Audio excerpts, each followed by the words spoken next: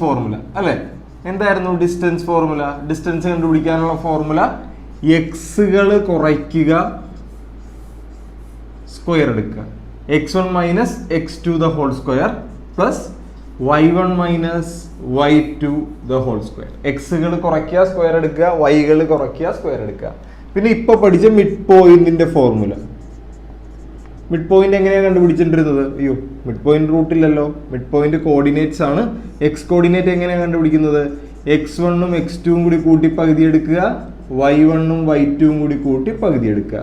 ഈ രണ്ട് ഇക്വേഷൻ ആണ് നമുക്ക് സ്ട്രെയിറ്റ് ലൈൻസ് പഠിച്ചു തുടങ്ങുന്നതിന് ആവശ്യം.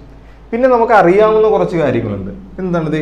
ഇങ്ങനെ വരയ്ക്കുന്ന വരേനെ എക്സ് ആക്സിസ് എന്ന് പറയും, ഇങ്ങനെ വരയ്ക്കുന്ന വരയെ വൈ ആക്സിസ് എന്ന് പറയും അല്ലെ? ബേസിക് ആയിട്ട് നമുക്ക് അറിയാവുന്ന കാര്യമാണ്. നോക്ക്, ഇനി ശ്രദ്ധിക്കാനുള്ള കാര്യം, ഇവിടെ ഏതെങ്കിലും ഒരു പോയിന്റ് എടുത്തു കഴിഞ്ഞാൽ ആ പോയിന്റിന്, ഇപ്പൊ എ എന്ന് പറഞ്ഞ പോയിന്റിന്